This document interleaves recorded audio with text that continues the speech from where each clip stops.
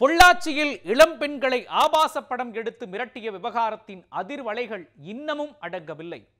இந்த நிலையில் சிபிசிஐடி விசாரணையின் முடிவு எப்படி இருக்கப் போகிறது என்கிற எதிர்பார்ப்பு பலரிடமும் ஏற்பட்டிருக்கிறது. பொள்ளாச்சி விவகாரத்தின் தற்போதைய நிலை என்ன பார்க்கலாம். பொள்ளாச்சி பாலியல் விவகாரத்தில் பாதிக்கப்பட்ட கல்லூரி மாணவி அளித்த புகாரின் பேரில் திருநாவுக்கரசு உள்பட 4 பேரை போலீசார் கைது செய்தனர். புகார் கொடுத்த மாணவியின் அண்ணனை தாக்கியதாக பார் நாகராஜ், செந்தில், வசந்தகுமார், பாபு ஆகியோர் கைது செய்யப்பட்டனர்.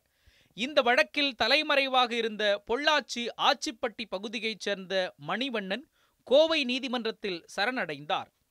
பின்னர் அவர் சிறையில் அடைக்கப்பட்டார். மணிவண்ணனை 11 நாட்கள் காவலில் விசாரிக்க அனுமதி கேட்டு சிபிசிஐடி போலீசார் நீதிமன்றத்தில் மனு தாக்கல் செய்தனர்.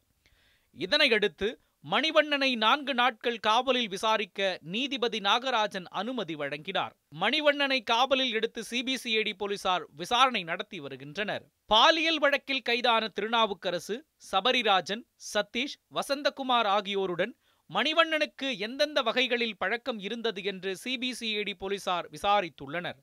பாதிக்கப்பட்ட பெண்களின் வீடியோ சமூக வலைதளங்களில் பரவியது தொடர்பாகவும் அவரிடம் பல்வேறு கேள்விகள் கேட்கப்பட்டுள்ளது. பாதிக்கப்பட்ட மாணவியின் அண்ணனை தாக்கிய வழக்கில் கைதான பார் நாகராஜிடம் ஏற்கனவே சிபிசிஐடி போலீசார் விசாரணை நடத்தியிருந்தனர். அப்போது அவர் கூறிய தகவல்களின் அடிப்படையிலும் மணிவண்ணனிடம் பல்வேறு கேள்விகள் கேட்டு விசாரணை நடத்தப்பட்டு வருவதாக கூறப்படுகிறது. இந்த வழக்கு தொடர்பாக திருநாவுக்கரசின் நண்பர்கள் சிலரிடம் விசாரணை நடத்தவும் சிபிசிஐடி போலீசார் திட்டமிட்டுள்ளனர். இது ஒருபுறம் இருக்க, பொள்ளாச்சி பாலியல் வன்கொடுமை சம்பவம் தொடர்பாக 2 நாட்களுக்கு முன்பு யூடியூபில் ஆடியோ ஒன்று பதிவானது. இதில் பெயர் வெளியிடாத பெண் ஒருவர் பொள்ளாச்சி பாலியல் சம்பவம் தொடர்பாகவும் குற்றம் சாட்டப்பட்டுள்ள கும்பலால் மேலும் பலர் பாதிக்கப்பட்டுள்ளது தொடர்பாகவும் கருத்துக்களை தெரிவித்துள்ளார்.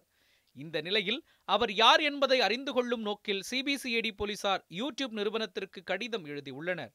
அதில் ஆடியோவை பதிவிட்டவர் குறித்த விவரங்களை தெரிவிக்குமாறு கூறியுள்ளனர். இந்த நிலையில் கோவை மாவட்ட காவல் கண்காணிப்பாளர் பாண்டியராஜன் தமிழக அரசின் உதவியோடு சொகுசு வாழ்க்கை வாழ்ந்து கொண்டிருப்பதாக உயர்நீதிமன்ற வழக்கறிஞர் ரத்தினம் குற்றம் சாட்டியுள்ளார். பொள்ளாச்சி விவகாரத்தில் புகார் கொடுத்த பெண்ணின் பெயரை வெளியிட்ட எஸ்பி பாண்டியராஜனை உடனடியாக கைது செய்வதோடு அவர் மீது சட்டப்பூர்வமாக நடவடிக்கை எடுக்க வேண்டும் என்றும் அவர் வலியுறுத்தியுள்ளார். இங்கே வச்சுக்கிட்டு இந்த அரசை நடத்துகிறார்கள் என்பது எங்களுக்கு புரியவில்லை. தேர்தல் கமிஷனும் என்ன பண்ணுறது தெரியல. தேர்தல் கமிஷன் தான் இப்போ எல்லா கண்காணிப்பு பணிகளையும் செய்ய வேண்டிய தேவை இருக்கிறது. அவர்களுக்கு இதுக்கு துணையாக இருக்காங்க.